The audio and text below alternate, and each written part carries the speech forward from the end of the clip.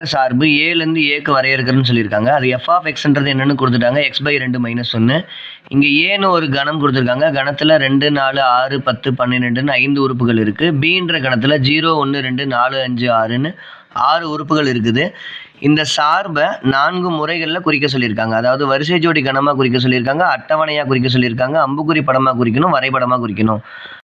இப்போ f(x)ன்ற சார்பு என்ன கொடுத்துருக்காங்க? x/2 - 1ன்னு கொடுத்துருக்காங்க.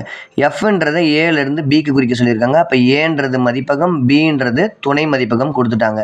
இப்போ மதிப்பகத்தில் இருக்கக்கூடிய எல்லா உறுப்புகளையும் இந்த சார்பில் பிரதியிடுறோம். முதல்ல இருக்கிற இந்த 2 போடுறோம். அப்போ 2/2 - 1, 2 2ஆல் வகுத்தோம்னா 1, 1 - 1 0.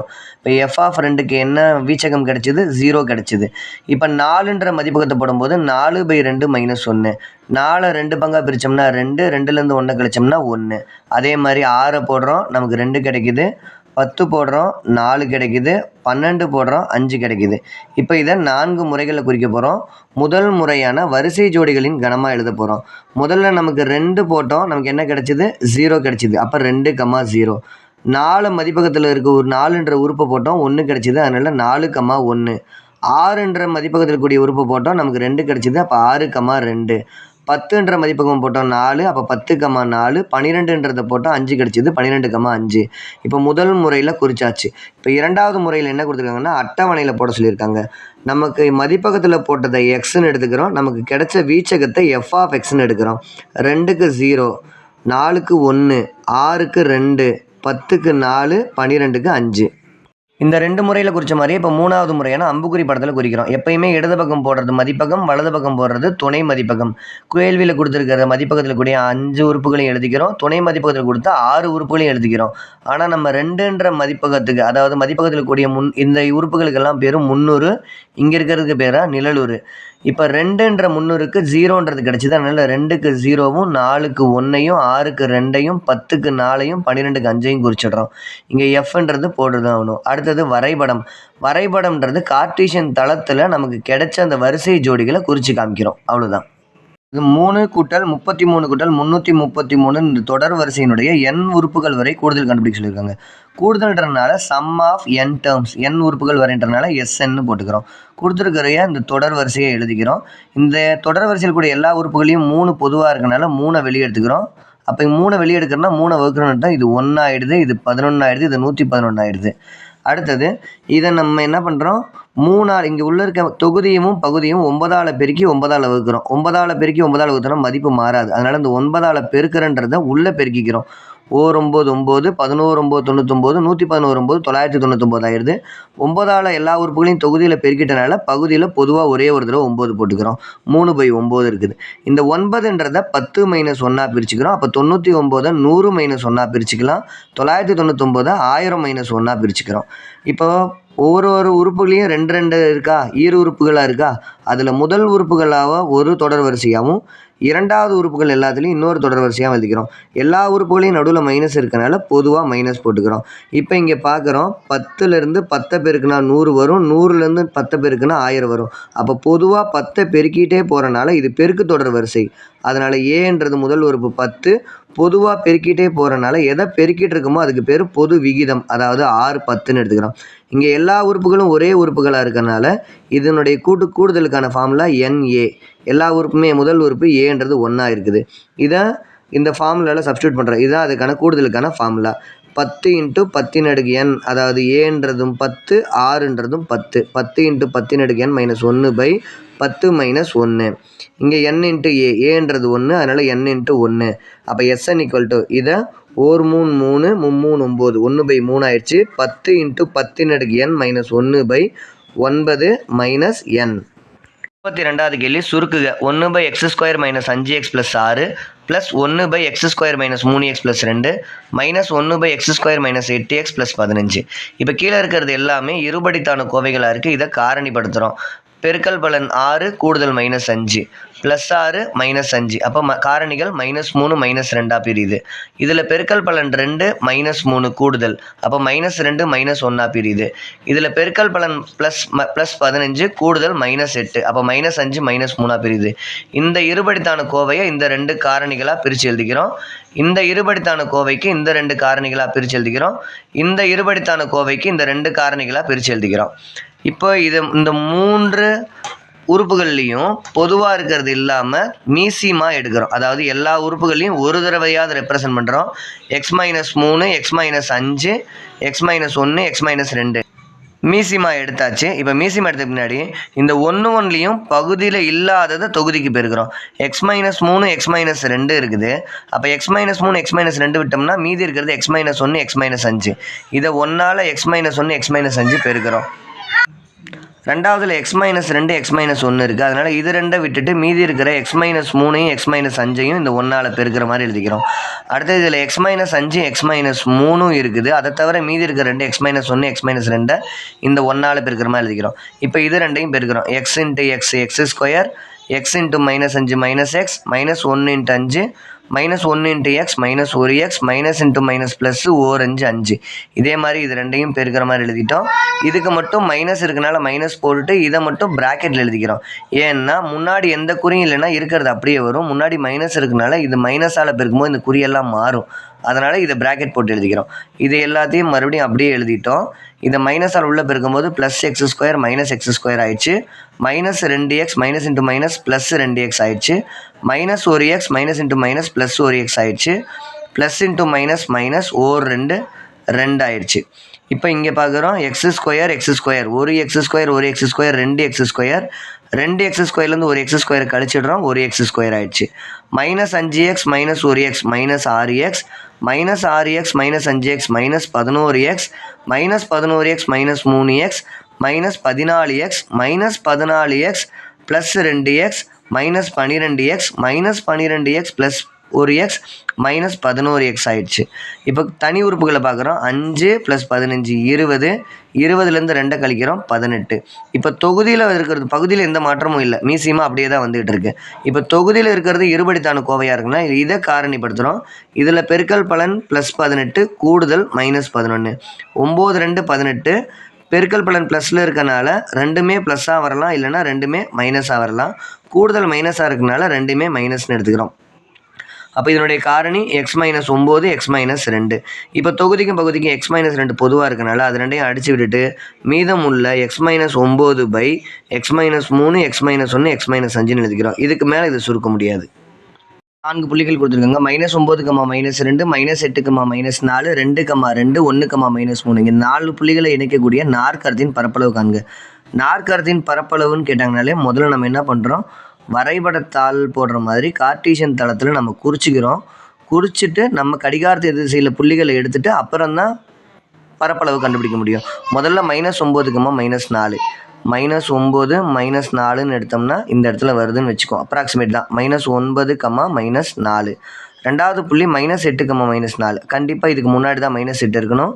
-8, -9, -2. ரெண்டாவது புள்ளி -8, -4. அப்போ -2க்கு அப்புறம் தான் -4 இருக்கணும். அப்போ -8, -4 கீழே வருது. மூணாவது புள்ளி 2, 2. இங்கேயும் 2, இங்கேயும் 2. ரெண்டுமே நேர்மறையாக இருக்கனால முதல் கால் பகுதியிலே கிடச்சிருது 2, 2. நாலாவது புள்ளி 1, -3 இங்கே நடுவில் வரும். அப்போ 1, -3. இந்த 4 புள்ளிகளையும் இணைக்கிறோம். 4 புள்ளிகளையும் இணைச்சா நமக்கு என்ன கிடைக்குது, ஒரு நாற்கரம் கிடைக்குது. நாற்கரம் படம் கிடைச்ச பின்னாடி என்ன பண்ணணும், நாற்கரத்தினுடைய பேர்கள் கொடுக்கணும். கடிகாரத்து எதிர் திசையில் பேர் கொடுக்கணும். எங்கேருந்து வேணால் ஆரம்பிச்சிக்கலாம். நான் இங்கேருந்து ஆரம்பிக்கிறேன். இங்கே A, இது B, இது Cன்னு எடுக்கிறேன், இது Dன்னு எடுக்கிறேன். நாற்கரத்தின் பரப்பளவுக்கான ஃபார்முலா எழுதிக்கிறோம். அடுத்தது அரை × x1 y1 x2 y2 x3 y3 x4 y4 மறுபடியும் x1 y1 சதுர அலகுகள். அரை x1 y1 முதல் புள்ளியை ஏன்னு எடுக்கிறோம், ரெண்டாவது புள்ளி பின்னு எடுக்கிறோம், மூணாவது புள்ளி சி, நாலாவது புள்ளி டி. அப்போ முதல் புள்ளி 2, 2. ரெண்டாவது புள்ளி -9 -2. மூணாவது புள்ளி -8 -4. நாலாவது புள்ளி 1 - 3 மறுபடியும் முதல் புள்ளி 2 2 அரை வெளியே இருக்குது. முதல்ல என்ன செய்கிறோம், மேலேருந்து கீழ் நோக்கி பெருக்கிறோம். பெருக்கும்போது குறியை மாற்றக்கூடாது. 2 ப்ளஸ் இன்ட்டு மைனஸ் மைனஸ் 2 2 4 மேலேருந்து கீழே பெருக்கிறோம். முதல்ல இதை பெருக்கிறோம். Minus into minus plus 9 4 36 minus into minus plus 8 3 24 plus into plus plus 1 2 2. இப்போ அடுத்தது கீழேருந்து மேல் நோக்கி பெருக்க போகிறோம். கீழேருந்து மேல் நோக்கி பெருக்கும்போது என்ன பண்ணணும், வர குறிக்கு எதிர்குறியை போடணும். ப்ளஸ் வந்தால் மைனஸ் போடணும், மைனஸ் வந்தால் ப்ளஸ் போடணும். ப்ளஸ் இன்ட்டு மைனஸ் மைனஸ், அதனால் நான் இங்கே ப்ளஸ் போட்டுக்கிறேன். 9 2 18 மைனஸ் இன்ட்டு மைனஸ் ப்ளஸ்ஸு, அதனால் மைனஸ் போட்டுக்கிறேன். 8 2 16 மைனஸ் இன்ட்டு ப்ளஸ்ஸு மைனஸ், அதனால் நான் ப்ளஸ்ஸு போட்டுக்கிறேன். 1 4 4 மைனஸ் இன்ட்டு ப்ளஸ் மைனஸ், அதனால் ப்ளஸ் போட்டுக்கிறேன். 3 2 6 அரை. முதல்ல ப்ளஸில் இருக்கிறதெல்லாம் கூட்டிட்டு அப்புறம் வரிசையாக ஒன்று ஒன்றா கழிச்சினே, மைனஸில் இருக்கிறதெல்லாம் கழிச்சினே வந்துடலாம். ப்ளஸில் இருக்கிறது ரெண்டையும் கூட்டுறேன். 30 20 50 50 6 56 56 4 60 60 2 62 62 10 72 72 8 80 80 4 84 84 6 90 90 வந்துருச்சா. இப்போ மைனஸில் இருக்கிறதெல்லாம் கழிச்சிக்கலாம். 90லேருந்து 4 கழிக்கிறேன் 86 86லேருந்து 10 கழிக்கிறேன் 76 76லேருந்து 6 கழிக்கிறேன் 70 அரை பெருக்கல் 70 அப்படின்னா இதில் பாதி 35 சதுர அலகுகள். முக்கோணத்தின் பரப்பளவு கொடுக்கப்பட்ட 4 புள்ளிகள் -9, -2, -8, -4, 2, 2, 1, -3 ஆகிய 4 புள்ளிகளை முனைகளாக அமைக்கக்கூடிய நாற்கரத்தினுடைய பரப்பளவு 35 சதுர அலகுகள். 6வது கேள்வி, 8x + 3y = 18, 4x + 5y = 9. இது ரெண்டு நேர்கோடுகள். இந்த ரெண்டு நேர்கோடுகள் சந்திக்கும் புள்ளி வழியாகவும் 5, -4, -7, 6 ஆகிய 2 புள்ளிகளை இணைக்கும் நேர்கோட்டு துண்டின் நடுப்புள்ளி வழியாகவும், இங்கே நடுப்புள்ளி இன்னொன்று சந்திக்கும் புள்ளி வழியாகவும் செல்லக்கூடிய நேர்கோட்டினுடைய சமன்பாடு கேட்குறாங்க. முதல்ல இந்த சந்திக்கும் புள்ளி கண்டுபிடிக்கிறதுக்காக முதல் நேர்கோடான 8x + 3y = 18, 4x + 5y = 9.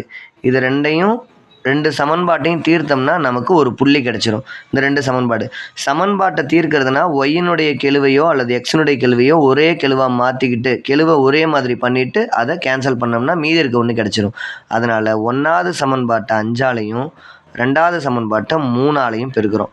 சமன்பாட்டை 5ஆல் பெருக்கிறோம்னா 8 5 40x 5 3 15y = 18 5 90. 2வது சமன்பாட்டை 3ஆல் பெருக்கிறோம். 4 3 12x 5 3 15y 9 3 27. இப்போ குறியை மாற்றி கேன்சல் பண்ணுறோம். இது மைனஸ் ஆக்கிடுறோம். இங்கே ப்ளஸ் இருக்குது, இங்கே ப்ளஸ் இருந்துச்சுன்னா அது மைனஸாக மாறிடுது. இங்கே ப்ளஸ் இருக்குது, இங்கே ப்ளஸ் இருக்குது, அது மைனஸாக மாறிடுது. 15y cancel. 40xலேருந்து 12xை கழிச்சிட்டோம்னா 28x ஆகிடுது. 90லேருந்து 27 கழிச்சிட்டோம்னா 63 ஆகிடுது. அப்போ x = 63/28. 7ஆம் வாய்ப்பாட்டில் அடிக்கிறோம். 9 7 63 4 7 28. அப்போ எக்ஸனுடைய மதிப்பு 9/4. கண்டுபிடிச்ச எக்ஸனுடைய மதிப்பை இந்த ரெண்டு சமன்பாட்டில் ஏதாவது ஒன்றில் பிரதியிடுறோம். நம்ம முதல் சமன்பாட்டில் போடுறோம். x = 9/4 என சமன்பாடு 1இல் பிரதியிட 1ஆம் சமன்பாட்டில் போடுறோம். 1ஆம் சமன்பாடு ஏற்கனவே என்ன இருக்குது, 8x + 3y = 18 இருக்குது. 8 பெருக்கல் எக்ஸனுடைய மதிப்பு 9/4 plus 3y = 18. 1 4 4 2 8 9 2 18 plus 3y = 18 plus 18 அந்த பக்கம் எடுத்துகிட்டு போகிறேன். அப்போ 3y = 18 - 18 3y = 0. அப்போ y = 0. சந்திக்கும் புள்ளி கிடச்சிருது. என்ன புள்ளி, இந்த ரெண்டு நேர்கோடுகளும் சந்திக்கும் புள்ளி. x, yன்றது 9/4, 0. இப்போ சந்திக்கும் புள்ளி கண்டுபிடிச்ச மாதிரியே அடுத்தது நடுப்புள்ளி கண்டுபிடிக்கிறோம். நடுப்புள்ளிக்கு என்னென்ன புள்ளிகள் கொடுத்துருக்குறாங்க, சந்திக்க அந்த கோடு 5, -4, இன்னொன்று -7, 6ன்னு கொடுத்துருக்காங்க. இது ரெண்டினுடைய நடுப்புள்ளி போடணும். நடுப்புள்ளிக்கு என்ன ஃபார்முலா, x 2ஐயும் கூட்டி அதை 2ஆல் வகுக்கிறோம், y 2ஐயும் கூட்டி அதை 2ஆல் வகுக்கிறோம், x 2ஐயும் கூட்டுறோம். இது x1, இது y1. அப்போ 5 - 7/2 y1 y2 -4 + 6/2. 5 - 7 -2/2 -4 + 6 2/2 -1, இதுதான் நடுப்புள்ளி. இந்த சந்திக்கும் புள்ளி வழியாகவும் நடுப்புள்ளி வழியாகவும் செல்லக்கூடிய நேர்கோட்டினுடைய சமன்பாடு தான் கேட்டிருக்காங்க. 2 புள்ளியும் கிடைச்சிருச்சுன்னா சமன்பாட்டுக்கான formula y - y1 / y2 - y1 = x - x1 / x2 - x1. புள்ளி என்னென்ன 9/4, 0 -1, 1. இது x1, இது y1, இது x2, இது y2. y - y1 0/y2. y2 என்னவா இருக்குது 1, 1 - 0. x - x1 9/4. x2 - x1 -1 -9/4. y/1 ஆயிடுச்சா. இங்கே என்ன பண்ணுறோம், தொகுதியில் 4 பொதுவாக எடுக்கிறோம். இங்கே எதுவுமே இல்லைன்னா 1 இருக்கிறதா அர்த்தம். அப்போ பகுதியும் பெருக்கி பகுதியில் போட்டோம், குறுக்கு பெருக்கல் பண்ணி தொகுதியில் போடுறோம். 4 × x 4x, 9 9. அதே மாதிரி பகுதியில் எதுவுமே இல்லைன்னா 1 இருக்கிறதா அர்த்தம். அதனால் 1 4 4, பகுதியும் பெருக்கி பகுதியில் போட்டால் குறுக்கு பெருக்கல் பண்ணுறோம். 1 4 4, 9 9. இந்த 4 இந்த 4 அடிபட்டு போயிடும். அப்போ y/1 = 4x - 9 -4 - 9 -13 ஆயிடுது. -13 எடுத்து இந்த பக்கம் பெருக்கிறோம், 1 எடுத்து இந்த பக்கம் பெருக்கிறோம். -13 பெருக்கணும்னா -13y = 1ஆல் பெருக்கணும்னா எதுவும் மாற்றமும் இல்லை. ஒய்யை அந்த பக்கம் எடுத்துகிட்டு போய்ட்றோம். அப்போ 4x -13y அந்த பக்கம் போனால் +13y -9 = 0. இதுதான் நமக்கு தேவையான நேர்கோட்டின் சமன்பாடு. கேள்வி முக்கோணவியல் கணக்கு. ஒரு தரையின் மீதுள்ள ஒரு புள்ளியிலிருந்து, முதல்ல இந்த கேள்விக்கு ஒரு படம் ஒன்று கரெக்டாக போட்டோம்னா கணக்கு ரொம்ப ஈஸி. படம் போடுறது மட்டும் தெளிவாக போடணும். இது தரையின் மேலுள்ள ஒரு புள்ளியிலிருந்து ஒரு புள்ளி வச்சுக்கிறோம். 30 மீட்டர் உயரம் உள்ள கட்டடத்தின் ஒரு தரையின் மீது ஒரு புள்ளியில் இருந்து, இந்த புள்ளியிலிருந்து 30 மீட்டர் உள்ள கட்டிடத்தின் ஒரு கட்டடம் ஒன்று இருக்குன்னு வச்சுக்குவோம். கட்டடத்தினுடைய உயரம் 30 மீட்டர். ஓகேவா. இந்த 30 மீட்டர் உயரம் உள்ள கட்டிடத்தின் மேலுள்ள கோபுரம், இந்த கட்டடம் இதோட கட்டடம் முடிஞ்சிச்சு. கட்டடத்துக்கு மேலே ஒரு கோபுரம் ஒன்று இருக்குது. இது கட்டடம், இது கோபுரம். கட்டடத்துக்கு மேலே ஒரு கோபுரம் இருக்குது. கோபுரத்தின் அடி, இதான் அடி, கோபுரத்தினுடைய உச்சி. இதுக்கான இந்த புள்ளியிலிருந்து ஏற்ற கோணங்கள். இப்போ இந்த புள்ளியிலிருந்து கோபுரத்தின் உச்சி, கோபுரத்தின் அடி, இதற்கான ஏற்ற கோணங்கள் கொடுத்துருக்குறாங்க. ஏற்ற கோணம் ஒன்று 45 டிகிரி, இன்னொன்று 60 டிகிரி. கோபுரத்தின் அடிக்கு 45 டிகிரி, கோபுரத்தின் உச்சிக்கு 60 டிகிரின்னு கொடுத்துருக்குறாங்க. கோபுரத்தின் உயரத்தை, இந்த உயரம் மட்டும் கேட்குறாங்க. இப்போ நம்ம பேர் கொடுத்துக்கிறோம். இது O A B C. இப்போ இதில் நமக்கு 2 செங்கோண முக்கோணங்கள் கோணத்தில் முதல் செங்கோண முக்கோணம் உள்ளே இருக்கிறது, அதாவது OAB, அது 45 டிகிரி உள்ளு கோணம். இங்கே கட்டிடத்தின் உயரமான 30 மீட்டர் இருக்குது. இந்த இடம் தெரியாது. செங்கோணத்தை தாங்காத பக்கமான இதை கர்ணம்னு எடுத்துக்கிறோம். இங்கே கோணம் இருக்கனால இது எதிர்பக்கம், இது அடுத்துள்ள பக்கம். எதிர்பக்கம் அடுத்துள்ள பக்கம். இன்னொன்று வெளியே இருக்கிற பெரிய செங்கோண முக்கோணம். அந்த பெரிய செங்கோண முக்கோணத்தில் OA, இது C. இங்கே கட்டிடத்தின் உயரத்தோடு சேர்ந்து கோபுரத்தின் உயரமும் சேர்ந்து வரனால 30 + x, பாதி வரைக்கும் கட்டிடம் இருக்கும், மேலே கோபுரம் இருக்கும். 30 + x, தெரியாதது எக்ஸ்ன்னு எடுத்தனால இங்கே கோணம் 60 டிகிரி. இப்போ இங்கே செங்கோணத்தை தாங்காத இந்த பக்கத்தை தான் கர்ணம். அப்போ இந்த பக்கம் எதிர்பக்கம், இந்த பக்கம் அடுத்துள்ள பக்கம். இப்போ இங்கே எதிர்பக்கம் போய் அடுத்துள்ள பக்கம் வரக்கூடிய முற்றொருமையான முக்கோணவியல் விகிதமான tan θ, எதிர்பக்கம் பை அடுத்துள்ள பக்கம். அப்போ tan 45 டிகிரி = எதிர்பக்கம் 30, அடுத்துள்ள பக்கம் தெரியாது, பேர் OAன்னு மட்டும் வச்சுக்கிறோம். இப்போ இங்கே tan 45 மதிப்பு 1, 30/OA. OA வந்தாண்ட பெருக்கிறோம். அப்போ OA = 30 மீட்டர். OAவினுடைய மதிப்பும் இந்த நீளமும் 30 மீட்டர்னு கிடச்சிருச்சு. இப்போ ரெண்டாவது செங்கோண முக்கோணத்துக்கு போகிறோம். ரெண்டாவது செங்கோண முக்கோணத்துலேயும் tan θன்ற முக்கோணவியல் விகிதத்தை தான் பயன்படுத்துகிறோம். tan θ = AC, அதாவது எதிர்பக்கம் பை அடுத்துள்ள பக்கம். இங்கே இதுதான் எதிர்பக்கம். அப்போ எதிர்பக்கம்ன்றது 30 + x பை அடுத்துள்ள பக்கம் OA தெரியாது. tan எத்தனை டிகிரி? tan 60 degree. tan 60 டிகிரியின் மதிப்பு √3. 30 கூட்டல் எக்ஸ் பை ஓஏவை நம்ம இங்கே கண்டுபிடிச்சிட்டோம் 30. அந்த 30 பிரதியிடுறோம். 30ஆல் இந்த பக்கம் பெருக்கிறோம். 30 பெருக்கல் √3 ஈக்குவல் டு 30 கூட்டல் எக்ஸ். 30 √3ஆல் பெருக்கிறோம். 30 √3ஆல் பெருக்கணும்னா √3னுடைய மதிப்பு தெரியணும். 1.732. இதை பெருக்கிறோம். 3ஆல் பெருக்கிட்டு ஒரு 0 போட்டு ஒரு இடந்தள்ளி புள்ளி வச்சுக்கலாம். 3 2 6 3 9 7 3 21 2 3 2 5. ஒரு 0 இருக்குனால ஒரு 0 போட்டுக்கிறோம். 3 இடந்தள்ளி புள்ளி வச்சுக்கிறோம். பின்னாடி 0 வரனால கேன்சல் பண்ணிடுறோம். அப்போ 51.92 30 கூட்டல் எக்ஸ். எக்ஸ் தான் நமக்கு வேணும். அப்போ ப்ளஸ் 30 இந்த பக்கம் கொண்டு வந்தோம்னா கழித்தல் ஆகிடும். அப்போ எக்ஸ் ஈக்குவல் டு 51.92 மைனஸ் 30. அப்போ எக்ஸினுடைய மதிப்பு 51.92ல் 30 கழிச்சிட்டோம்னா 21.92 மீட்டர். கோபுரத்தினுடைய உயரம் எவ்வளோ? 21.92 மீட்டர். முதலாவது கேள்வி 24, 26, 33, 37, 29, 31 இந்த 6 எண்களினுடைய மாறுபாட்டு கெழுவை கண்டுபிடிக்கணும். மாறுபாட்டு கெழுன்னா கோஎஃபிஷியன்ட் ஆஃப் வேரியன்ஸ் சிவி. இதற்கான formula sigma by X bar into 100%. சிக்மானா திட்ட விலக்கம், எக்ஸ் பார்னா கூட்டு சராசரி. முதல்ல அப்போ திட்ட விலக்கத்தை கண்டுபிடிக்கிறோம், கூட்டு சராசரி கண்டுபிடிக்கிறோம், இந்த ஃபார்முலாவில் பிரதியிடுறோம். திட்ட விலக்கம் கண்டுபிடிக்கிறதுக்கு நமக்கு என்ன பண்ணணும்? ஒரு டேப்லர் காலம் போடணும், அட்டவணை போடணும் இல்லையா? அந்த அட்டவணையில் என்னென்ன வரணும்? எக்ஸு டி தோராய மதிப்பீடு தான் போடுறோம். எக்ஸு அடுத்தது D equal to X minus A, அடுத்தது டி ஸ்கொயர். இப்போ எக்ஸ்னு கொடுத்துருக்கக்கூடிய இந்த மதிப்புகளில் எப்படி எழுதணும்? முதல்ல எடுத்தோடனே ஏறு வரிசையில் எழுதுகிறோம். ஏறு வரிசையில் எழுதுறோம்னா முதல் மதிப்பு இருக்கிறதுலே சின்னது எது? 24, அடுத்தது 26, அடுத்தது 29, அடுத்தது 31, அடுத்தது 33, அடுத்தது தான் 37. இதில் ஏதாவது ஒரு மதிப்பு எடுக்கிறனால நம்ம 29 ஏன்னு எடுத்துக்கிறோம். அதாவது எக்ஸ் மைனஸ் 29. இங்கே இருக்கிற எல்லாத்தையும் 29ல் கழித்து எழுதுறது தான் டி. அப்போ 24 minus 29, 26 minus 29, 29 minus 29, 31 minus 29, 33 minus 29, 37 minus 29. 29 29 0 ஆகிடுதா? அப்போ மேலே -3, இங்கே -5. கீழே 31 minus 29 plus 2, 33 minus 29 plus 4, 37 minus 29 plus 8. இதெல்லாம் டி.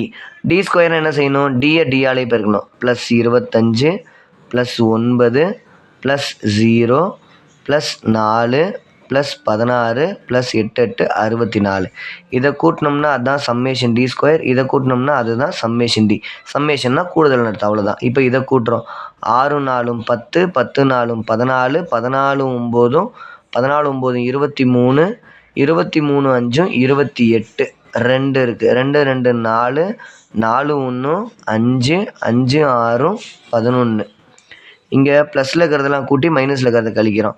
8 8 4 12, 12 2 14. 14ல் 8 கழிச்சோம்னா ப்ளஸ் 6. இப்போ சம்மேஷன் டி கிடச்சிருச்சு, சம்மேஷன் டி ஸ்கொயர் கிடச்சிருச்சு. இப்போ சிக்மாக்கான formula square root of summation D square by N minus summation D by N whole square. Square root of summation D square என்ன கிடச்சிருக்கு? 118. எண்ணிக்கை எத்தனை உறுப்புகள் இருந்துச்சு? 6 மைனஸ் சம்மேஷன் டி எவ்வளோ? 6/6 whole square. Square root of 118 என்ன செய்கிறோம்? 6ஆல் வகுக்கிறோம். 118 6ஆல் வகுக்கிறோம். 1 6 6, மீதி 58, 9 6 54, மீதி 4, புள்ளி வச்சு ஒரு 0 போடுறோம். 6 6 36, மீதி 4. அப்போ 6 தொடர்ந்து போய்கிட்டே இருக்கும். அதனால் இதனுடைய மதிப்பான 19.6. ஒரு தசம இடம் போட்டாலே போதும். 6 6ஆல் வகுத்தோம்னா 1. அப்போ 1 square. Square root of 19.6 minus 1 1. 19.6லேருந்து 1 கழிச்சோம்னா 18.6. 18.6க்கு ஸ்கொயர் ரூட் போட்டோம்னா 4 16, 5 5 25. அப்போ 16 4 தாண்டி 5க்குள்ளே 4.2 4.2 84 8 4 16 17 64 வருது. ஆனால் நமக்கு இருக்கிறது எவ்வளோ? 18 வருது. அதனால் 4.3 போடுவோம். 4.3 4.3ஆல் பெருக்கிறோம். 3 9 4 12 4 12 4 16 1 17. 18 49 வருது. இதுதான் நெருக்கமாக வருது. அதனால் இதுக்கு 4.3 எடுத்துக்கிறோம். அதாவது திட்ட விலக்கம் நமக்கு தோராயமாக 4.3 கிடச்சிச்சு. இப்போ திட்ட விலக்கம் கண்டுபிடிச்சிட்டோம். அடுத்தது கூட்டு சராசரி கண்டுபிடிக்கிறோம். கூட்டு சராசரிக்கு என்ன பண்ணும்?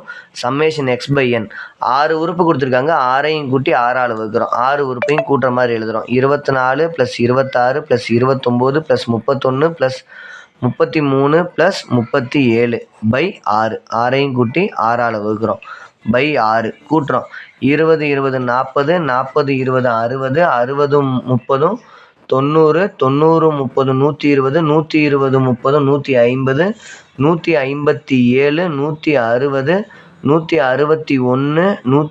176 180 180 6ஆல் வகுக்கிறோம். 30 கிடச்சிச்சு. இதுதான் எக்ஸ் பார். இப்போ நமக்கு சிவிக்கு தேவையான மாறுபாட்டு கெழுவுக்கு தேவையான திட்ட விலக்கமும் எக்ஸ் பாரும் அதாவது கூட்டு சராசரியும் கண்டுபிடிச்சிட்டோம். திட்ட விலக்கம் என்ன கிடச்சிது? 4.3. மாறுபாட்டு என்ன கிடச்சிது? கூட்டு சராசரி என்ன கிடச்சிது? 30 × 100. அப்போ 4300 43 100ஆல் பெருக்கிட்டு ஒரு இடம் தள்ளி புள்ளி வச்சு ஒரு கேன்சல் பண்ணிக்கிறோம். /30 இருக்குது. ஒரு ஜீரோக்கு இந்த ஒரு ஜீரோ கேன்சல் பண்ணிடுறோம். அப்போ 43 3ஆல் வகுக்கிறோம். 1 3 3 13 4 12 மீதி 1 வருது. புள்ளி வச்சு ஜீரோ போட்டோம்னா 3 3 9. அப்போ சிவி மாறுபாட்டு கெழுன்றது 14.3%. கேள்வி, ஒரு குடியிருப்பில் 1லேருந்து 100 வரைக்கும் கதவு எண் இருக்கிற வீடுகள்லாம் இருக்குது. அப்போ மொத்தம் எத்தனை வீடுகள் இருக்குது? 1 2 3 4 எக்ஸட்ரா அப் டு 100 வரைக்கும் இருக்குது. அப்போ எஸ்ன்றது 1லேருந்து 100 வரைக்கும் கூறுவெளி. அப்போ n(s) கூறுவெளியின் எண்ணிக்கை 100. அந்த வீடுகள்லேருந்து ஒரு வீட்டை தேர்ந்தெடுக்கிறாங்க. அந்த வீட்டினுடைய கதவு எண் என்னவா இருக்கணும்? ஒரு இரட்டை அல்லது ஒரு முழு வர்க்க எண் அல்லது முழு கன எண்ணாக இருக்கணும். அப்போ இங்கே 2 அல்லது வந்திருக்கு. என்னென்ன? 1 இரட்டை எண்ணாக இருக்கணும். அப்படி இல்லைன்னா முழு வர்க்க எண்ணாக இருக்கணும். அப்படின்னு இல்லைன்னா கன எண்ணாக இருக்கணும். இதை ஏன்னு எடுக்கிறோம், இதை பின்ற ஈவெண்ட்டுன்னு எடுக்கிறோம், இது சின்ற ஈவெண்ட்டுன்னு எடுக்கிறோம். இப்போ 2 அல்லது இருக்கிறதுனால ஃபார்முலா P(a) சேர்ப்பு B சேர்ப்பு C = P(a) + P(b) + P(c) - P(a) வெட்டு B - P(b) வெட்டு C - P(a) வெட்டு C + P(a) வெட்டு B வெட்டு C. இப்போ A என்னன்னு கண்டுபிடிக்கிறோம், B என்னன்னு கண்டுபிடிக்கிறோம், C என்னன்னு கண்டுபிடிக்கிறோம். முதல்ல ஏன்றது என்னென்ன? இரட்டை எண். 1லேருந்து 100 வரைக்கும் இருக்கிறதுல இரட்டை எண் என்னென்னவா இருக்கும்? 2 4 6 8 அப்படியே எது வரைக்கும் இருக்கும்? 100 வரைக்கும் இருக்கும். ஏன்றது 2லேருந்து 100 வரைக்கும்னா n(a)ன்றது எவ்வளோ? 50. n(a)வை இங்கேயே கண்டுபிடிச்சி வச்சுக்கிறோம். பின்றது என்னவா இருக்கணும்? வர்க்க எண்ணாக இருக்கணும். வர்க்க எண்ணா ஒரு எண்ணை அதே எண்ணால் பெருக்க கிடைப்பது. 1 1 2 2 4 3 9 4 16 5 25 6 36 7 49 8 64 9 81 10 10 100. அப்போ n(b)னுடைய எண்ணிக்கை எத்தனை இருக்குது? 10 இருக்குது. சி முழு கன எண்ணாக இருக்கணும். கன எண்ணா ஒரு எண்ணை அதே எண்ணால் 3 முறை பெருக்க கிடைப்பது. 1 1 × 1 × 1 1 2 × 2 × 2 8 3 × 3 × 3 27 4 × 4 × 4 64 5 × 5 × 5 125. நமக்கு இருக்கிறதே எஸ் எது வரைக்கும் தான்? 100 வரைக்கும் தான். அப்போ இது 4 தான். அப்போ n(c)ன்றது என்ன வரணும்? 4 மட்டும்தான் வரும். இப்போ இதில் n(a) தேவைப்படும், இது n(b) தேவைப்படும், n(c) தேவைப்படும். அப்போ a வெட்டு bயும் கண்டுபிடிச்சிக்கிறோம். அதுலேருந்து n(a) வெட்டு b என்னன்னு தெரிஞ்சுக்கிறோம். முதல்ல a வெட்டு b. வெட்டு என்றால் என்ன? ஏக்கும் பிக்கும் பொதுவாக இருக்கிறது. ஏக்கும் பிக்கும் என்னென்ன பொதுவாக இருக்கணும்? இரட்டை எண் இருக்கிறதுலாம் இங்கே இருக்குது, வர்க்க எண் இருக்குது. அப்போ இரட்டை வர்க்க எண் அல்லது வர்க்க இரட்டை எண் என்னென்ன இருக்கும்? 4. இது ரெண்டுலேயும் 4 பொதுவாக இருக்கும், 16 பொதுவாக இருக்கும், 36 பொதுவாக இருக்கும், 64 பொதுவாக இருக்கும், 100 பொதுவாக இருக்கும். அப்போ n(a) வெட்டு bன்றது 5. அதே மாதிரி b வெட்டு c. பிக்கும் சிக்கும் பொதுவானது. பி என்னவா இருக்குது? வர்க்க எண்ணாக இருக்குது. சி என்னவா இருக்குது? கன எண்ணாக இருக்குது. வர்க்க எண்ணாகவும் கன எண்ணாகவும் ரெண்டுலேயும் இருக்கக்கூடிய எண்கள் என்னென்ன? 1ன்றது வர்க்கத்துலேயும் இருக்குது, கணத்துலேயும் இருக்குது. அடுத்தது வேறு என்ன இருக்குது? 8 இங்கே இருக்குது, இங்கே இல்லை. 27 இங்கே இருக்குது, இங்கே இல்லை. 64 இங்கேயும் இருக்குது, இங்கேயும் இருக்குது. அப்போ 64. n ஆஃப் பி வெட்டு சின்றது 2. அடுத்தது ஏ வெட்டு சி. ஏக்கும் சிக்கும் பொதுவானது. ஏ என்னது இரட்டை எண், இது கன எண். இரட்டை கணம் அல்லது கன இரட்டை ரெண்டில் என்னென்ன இருக்குது? இங்கே இருக்கிறது, இங்கே இருக்கிறது 8 இருக்குது, 64 இங்கே இருக்கும். அப்போ 8ம் 64 இருக்கும்.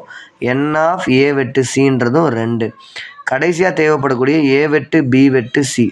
மூணுலேயும் பொதுவாக இருக்கிறது, அதாவது இரட்டை எண்ணாக இருந்து அதில் வர்க்க எண்ணாகவும் இருந்து கன எண்ணாகவும் இருக்கக்கூடிய எண் என்னது? 64 மட்டும்தான். 64 தான் கன எண்ணாகவும் இருக்குது, வர்க்க எண்ணாகவும் இருக்குது, இரட்டை எண்ணாகவும் இருக்குது. அப்போ 64 மட்டும்தான். n ஆஃப் ஏ வெட்டு பி வெட்டு சின்றது 1. இப்போ மறுபடியும் இங்கே மேலே எழுதுன இந்த ஃபார்முலாவில் பிரதியிட போகிறோம். பி ஆஃப் ஏன்னு அர்த்தம் n of A by n of S. அப்போ பி ஆஃப் ஏக்கு பதிலாக n of A by n of S போட்டுக்கிறோம். பி ஆஃப் பிக்கு பதிலாக n of B by n of S போட்டுக்கிறோம். பி ஆஃப் சிக்கு பதிலாக n of C by n of S. P of A வெட்டு பிக்கு பதிலாக n ஆஃப் ஏ வெட்டு B by n of S. P of B வெட்டு சிக்கு பதிலாக n ஆஃப் பி வெட்டு C by n of S. P of A வெட்டு சிக்கு பதிலாக n ஆஃப் ஏ வெட்டு C by n of S plus P of A வெட்டு B வெட்டு சிக்கு பதிலாக n ஆஃப் ஏ வெட்டு பி வெட்டு C by n of S. எல்லாத்துலேயுமே n of S 100 by 100 plus by 100 minus by 100. இதில் மைனஸ் பை 100, இதுக்கு மைனஸ் பை 100, இதுக்கு ப்ளஸ் பை 100. தொகுதியில் மட்டும்தான் நம்ம கண்டுபிடிச்சதெல்லாம் பிரதியிட போகிறோம். n ஆஃப் எஸ் எவ்வளோ கிடச்சிது? 50. அப்போ n ஆஃப் எஸ்ஸில் 50. n ஆஃப் பி என்ன கிடச்சிது? n of B 10. n of C 4. n of A வெட்டு பி 5. n ஆஃப் பி வெட்டு சி 2. n ஆஃப் ஏ வெட்டு சி 2. n ஆஃப் ஏ வெட்டு பி வெட்டு சி 1. இப்போ தொகுதியில் இருக்கிறது எல்லாத்தையும் கூட்டி கழித்து போட்டு பை பகுதி போட போகிறோம். தொகுதியில் இருக்கிறது 50 10 60. 60 4 64. 64லேருந்து 5 கழிச்சா 59. 59லேருந்து 2 கழிச்சா 57. 57லேருந்து 2 கழிச்சா 55. 55ஓட 1 கூட்டினோம்னா 56. 56 பை 100. பொதுவான வாய்ப்பாடு ரெண்டாம் வாய்ப்பாட்டில் அடிக்கிறதுனால இங்கே 28 2 56, 50 2 100. மறுபடியும் ரெண்டாம் வாய்ப்பாட்டில் அடிக்கிறதுனால 14 2 28, 25 2 50. அப்போ பி ஆஃப் ஏ வெட்டு பி வெட்டு சின்றது 14 பை 25.